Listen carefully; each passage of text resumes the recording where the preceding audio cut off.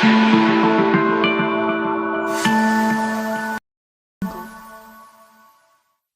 बच्चों, good morning.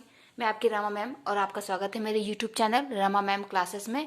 मेरा channel जरूर सब्सक्राइब कीजिए क्योंकि मैं क्लास 10th की मैथ ऑलरेडी पूरी कंप्लीट कर चुकी हूँ। सिर्फ ये लास्ट चैप्टर बचा हुआ है और अब मैंने फिजिक्स स्टार्ट कर दी है। कुछ दिनों बाद मैं केमिस्ट्री भी स्टार्ट करूँगी। तो चलिए आज हम देखते हैं क्लास 10th का चैप्टर 10 फ्रॉम मैथमेटिक्स और उसकी एक्सरसाइज 10.1। इसका इंट्रोडक्शन मैं ऑलरेडी बता चुकी हूँ कि सर्कल से रिलेटेड क्या क्या चीज़ें होती हैं और इस चैप्टर में उनमें से क्या क्या यूज़ किया गया है वो मैं आपको बता चुकी हूँ। अब ये है चैप्टर 10 का एक्सरसाइज 10.1 का क्वेश्चन नंबर 1। तो देखिए, how many tangents can a circle have. ठीक है, एक सर्कल के कितने टेंजेंट हो सकते हैं। ओके, और मैंने आपको इंट्रोडक्शन में बताया था कि एक सर्कल के जो है ना इनफाइनाइट, ठीक है, मतलब बहुत सारे टेंजेंट हो सकते हैं। ठीक है, इसको मैं आपको बताती हूँ ड्रॉ करके। तो देखिए, फर्स्ट क्वेश्चन है, आप एक सर्कल ड्रॉ कीजिए।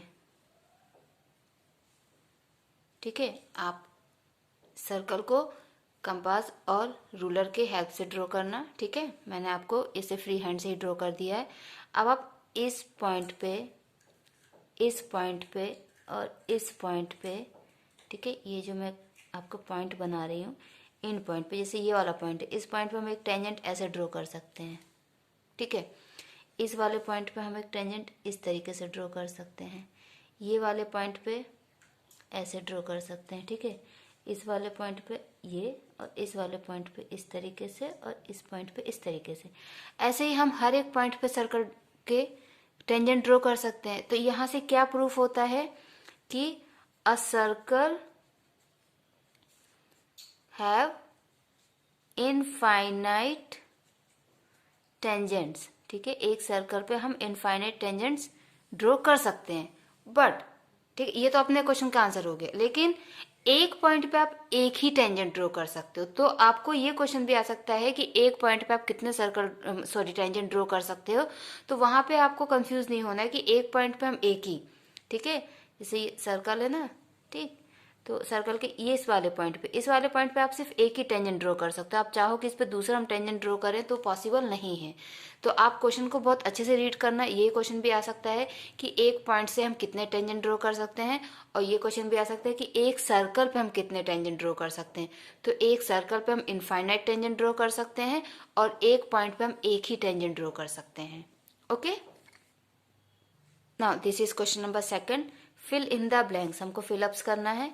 अ tangent to a circle intersect in it dash point. एक टेंजेंट जो होता है वो सर्कल को कितने पॉइंट्स पे इंटरसेक्ट करता है। तो वो सर्कल को सिर्फ और सिर्फ एक ही पॉइंट पे इंटरसेक्ट करता है। कितने पॉइंट पे इंटरसेक्ट करता है? Only at one point. ठीक है, तो इस फिलअप का आंसर क्या होगा? A tangent to a circle intersects in it exactly और ओनली वन पॉइंट, एक ही पॉइंट पे इंटरसेक्ट करता है। A line intersecting a circle in two points is called. एक लाइन जो सर्कल को दो पॉइंट्स पे इंटरसेक्ट करती है उसको हम बोलते हैं सेकेंड्स। उसको हम क्या बोलते हैं? Second, SECANT, seconds. ये मैंने आपको इंट्रोडक्शन में ये बताया है। ठीक है, थर्ड पॉइंट है, अ circle can have dash parallel tangents at the most. ठीक है, मतलब एक सर्कल के टेंजेंट कितने पैरेलल टेंजेंट हो सकते हैं? तो सिर्फ और सिर्फ दो ही हो सकते हैं। ठीक है, कितने हो सकते हैं? Only two. A circle can have two parallel tangents at the most. A common point of a tangent to a circle and the circle is called. ठीक है, एक कॉमन पॉइंट जो सर्कल पे भी होता है और टेंजेंट में भी होता है, दोनों में होता है, वो कौन सा पॉइंट होता है? Point of contact. वो कौन सा पॉइंट होता है? Point of contact. आप यहां से समझिए, ये वाले में देखिए, ये सर्कल पे ये वाला पॉइंट और इस टेंजेंट पे ये वाला पॉइंट, ये दोनों ही, ये जो एक कॉमन पॉइंट है, ये इन दोनों चीजों पर ये कॉमन पॉइंट है। ठीक है, तो इस पॉइंट को हम बोलते हैं पॉइंट ऑफ कांटेक्ट। क्या बोलते हैं? Point of contact. और ये कॉमन पॉइंट होता है एक टेंजेंट और एक सर्कल में। अब हम देखते हैं question number 3। A tangent PQ at a point P of a circle of radius 5 cm meets a line through the center O at a point Q so that OQ is equal to 12 centimetre, length PQ is, हमको length PQ निकालना है। पहले तो इस question को समझो कि इसमें हमको दिया क्या है। अ टेंजेंट PQ, टेंजेंट का क्या नाम है PQ, eight a point P of a circle of radius 5 centimetre, radius कितना है 5 सेंटीमीटर, ठीक है। एक टेंजेंट है PQ eight a point P point से टेंजेंट है PQ, और उस जिस सर्कल पे वो है उस सर्कल का रेडियस है 5 centimetre. Meets a line through the centre O, centre O से लाइन पास होती हुई at a point Q so that OQ is equal to 12 centimetre. OQ कितना हो गया 12 सेंटीमीटर, लेंथ PQ, हमको PQ की लेंथ निकालनी है। ओके, तो देखिए क्वेश्चन के अकॉर्डिंग उन्होंने हमको क्या दिया हुआ है। इस क्वेश्चन को ना आप 2-3 बार अच्छे से पढ़िएगा। उन्होंने क्या बोला है कि एक रेडियस है 5 सेंटीमीटर का, ठीक है, और टेंजेंट है PQ, टेंजेंट क्या है PQ, PQ ये आपका टेंजेंट है, और एक लाइन है जो सेंटर से पास होती है, तो सेंटर ये सेंटर से पास होती हुई लाइन ये जा रही है जो Q को भी टच कर रही है, ठीक है। तो OQ उन्होंने हमको दिया हुआ है 12 और हमको रेडियस दिया हुआ है 5, ठीक है। आपको क्या बताना है PQ। अब यहाँ पे एक प्रॉपर्टी आप यूज करेंगे जो मैं इंट्रोडक्शन में आपको बताया है कि जब भी एक रेडियस और एक टेंजेंट को हम टच करते हैं या उनका जो पॉइंट ऑफ कांटेक्ट होता है वो हमेशा वहाँ पे 90 डिग्री का एंगल बनाते हैं, या फिर यूं कहा जाए कि एक रेडियस जो होता है सर्कल का वो हमेशा टेंजेंट पे परपेंडिकुलर होता है, ठीक है। एक रेडियस जो होता है वो हमेशा क्या होता है परपेंडिकुलर। तो यहाँ पे OPQ क्या हो गया, एक राइट एंगल ट्राइंगल बन गया। और यहाँ पे हम लिख सकते हैं कि अकॉर्डिंग टू पाइथागोरस थ्योरम, ठीक है, पाइथागोरस थ्योरम के अकॉर्डिंग क्या हो जाएगा OQ square minus OP square is equal to PQ square, ठीक है। Hypotenuse square minus base square is equal to perpendicular square. OQ हमको कितना दिया हुआ है 12 स्क्वायर माइनस OP है 5 square is equal to PQ square. 144 minus 25 is equal to PQ square. 119 is equal to PQ square. Okay, अब ये square जो यहाँ पे आ जाएगा तो हो जाएगा root of 119 is equal to PQ। तो यहाँ पे आप बुक में देख सकते हैं आपका ऑप्शन होगा D। कौन सा ऑप्शन होगा D। ओके, अब हम देखते हैं क्वेश्चन नंबर 4।